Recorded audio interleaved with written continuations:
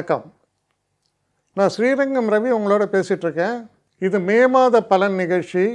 இப்போ இந்த மாதத்தை பொறுத்த வரைக்கும் வித்தியாசமான ஒரு சமாச்சாரம் என்னென்னா, 14ஆம் தேதி வரை பெரிய மாற்றங்கள் இல்லை. 12ஆம் தேதி அன்றைக்கி செவ்வாய் மட்டும் மீன ராசியிலிருந்து மேஷ ராசிக்குள்ளே வரார். இந்த 15ஆம் தேதி நிறையா கிரகங்கள் மாற்றம் பெறுகின்றன. அப்போது பலன்கள் 15 வரை ஒரு பலன்கள், 15க்கு மேல் இன்னொரு பலன். 15ஆம் தேதி சூரியன் ரிஷபத்துக்குள்ளே வரார். அதே நாளில் சுக்கிரன் மிதுன ராசிக்குள்ளே போகிறார். அதே நாளில் புதன் ரிஷபராசிக்குள்ளே போகிறார். அதாவது புதனை பொறுத்தவரையில் மேஷத்துலேருந்து ரிஷபம், சுக்கிரனை பொறுத்தவரையில் ரிஷபத்திலிருந்து மிதுனம்.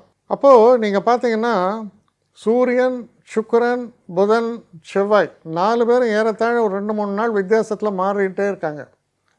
அப்போ அதுதான் சொல்கிறேன், 15 தேதி வரை இருக்கக்கூடிய பலன்கள் அப்படியே மாறுறது 15ஆம் தேதியிலேருந்து 30ஆம் தேதி வரைக்கும் போகக்கூடிய நாளில்.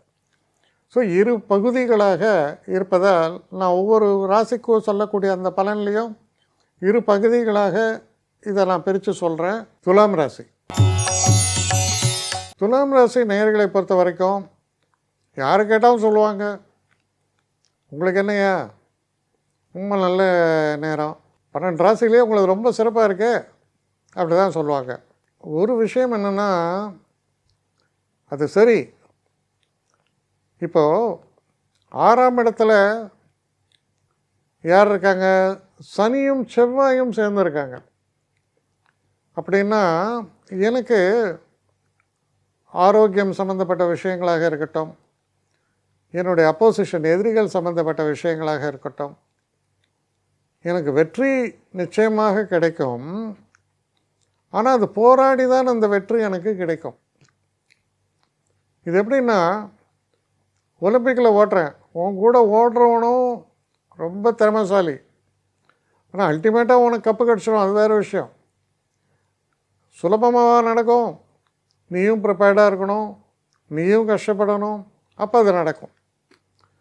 அது போன்ற ஒரு சூழல், வெற்றி நிச்சயம், அதற்கு ஒரு விலையும் தர வேண்டும் அப்படின்னு நினச்சிங்க. அதுதான் உங்கள் உழைப்பு, சாமர்த்தியம், இன்டெலிஜென்ஸ் எல்லாமே இருக்குதில்ல. மனசில் ஏதோ ஒரு கால்குலேஷன் ஓடிட்டே இருக்கும். 5 புதிய புதிய சிந்தனை. ஒரு விஷயத்தை இப்படி தான் ஹேண்டில் பண்ணணுமா, ஏன் இப்படி ஹேண்டில் பண்ணக்கூடாது, இல்லைப்பா இது வரைக்கும் யாரும் ஹேண்டில் பண்ணல, இல்லை நான் ஹேண்டில் பண்ணுறேன். பெட்ரோலை போட்டால் தான் வண்டி ஓடுமா, தண்ணியை விட்டாலும் ஓடுவேன், ஆனால் அதுக்கான டெக்னாலஜி தேவை, அவ்வளோதான். அந்த டெக்னாலஜி இருக்குது, இன்னும் நிறைய பேர் இப்போ அதெல்லாமே கண்டுபிடிச்சிட்ருக்காங்க நம்ம ஊர்லேயே. அதான் மாற்றி யோசிக்கிறது. ஸோ அந்த தன்மையும் உங்கள்கிட்ட இருக்குது. அப்போது எதுவுமே கிஃப்ட்டுன்னு சொல்ல முடியல, ஆனால் உங்களுடைய அப்ரோச், திறமை, இந்த வெளிப்பாட்டினால பல விஷயங்களை சாதிக்கிறதுக்கான ஒரு வாய்ப்புகளை நீங்கள் உருவாக்குகிறீர்கள். திருமணம் சம்மந்தப்பட்ட விஷயங்களை பொறுத்த வரைக்கும் அவ்வளவு விசேஷம்னு சொல்ல முடியாது.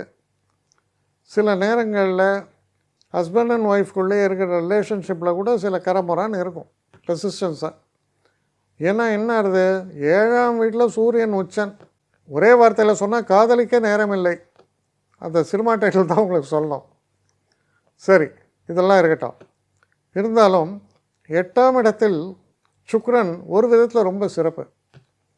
ஏன்னா எது எப்படி இருந்தாலும் சரி, மனசை நல்லபடியாக வச்சுப்பீங்க. சந்தோஷத்தை, அதை கூட இல்லாட்ட கூட இல்லாத இடத்துல, இப்போ தண்ணி வராத இடம் இன்னும் ஆழமாக தோண்டி தண்ணி எடுத்தேன்ற மாதிரி சந்தோஷத்தை பெறக்கூடிய தன்மையும் நீங்கள் உருவாக்கி கொள்வீர்கள். இது இப்படி இருக்காது ஒரு தன்மை. ஆனால் எல்லாத்துக்கும் மீறி தெய்வ கடாட்சம் உங்கள் பக்கம்தான். ஏன்னா 9ஆம் இடத்தில் இருக்கும் குருக்கு நிகர் அவர்தான். அப்போ எல்லாம் என்ன ஆகுது, பிரச்சனைகள் வரலாம், தொல்லைகள் வரலாம், ஆனால் தெய்வத்தினுடைய ஒரு பார்வை, தெய்வத்தினுடைய ஒரு கடாட்சத்தினால், அதிர்ஷ்டம் உங்கள் பக்கம் இருப்பதால் நீங்கள் எடுக்கக்கூடிய எந்த விஷயமா இருந்தாலும் அதில் வெற்றி வாய்ப்புகள் நிச்சயம். இப்படி இருக்கக்கூடிய இந்த ஒரு காலகட்டத்தில் 15 தேதிக்கு வாக்கில் பார்த்தீங்கன்னா சூரியன் 8ஆம் இடத்துக்கு போயிடுவார். புதனும் 8ஆம் இடத்துக்கு போகிறார். ஆனால் சுக்கிரன் 8லிருந்து 9க்கு போகிறார். 9ஆம் இடத்தில் குரு சுக்கிரன் ரொம்ப விசேஷம். 8ஆம் இடத்தில் சூரியன் புதன். பல ரகசியங்களை கூட நீங்கள் தெரிந்து கொள்ளும் வாய்ப்புகள் உங்களுக்கு ஏற்படும். இந்த தவம் தியானம் போன்ற விஷயங்கள்லாம் ரொம்ப சிறப்பாக செயல்பாடுகள் பெருகும்.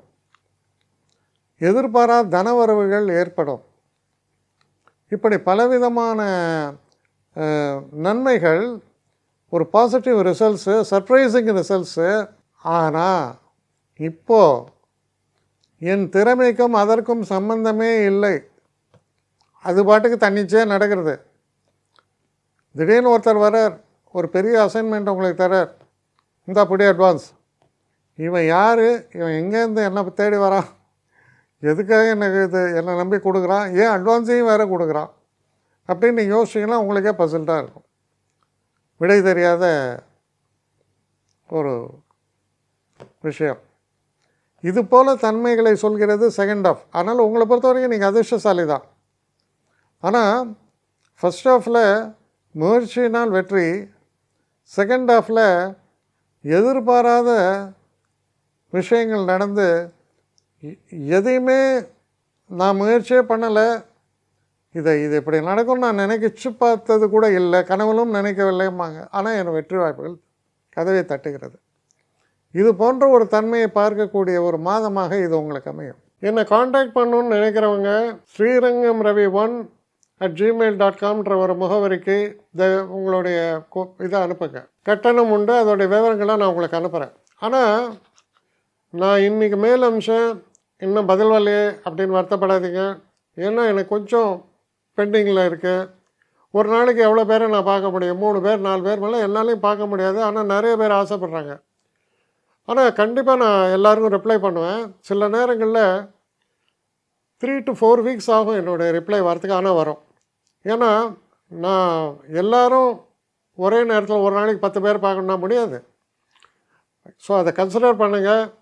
நான் நிச்சயமாக ரெஸ்பாண்ட் பண்ணுவேன்.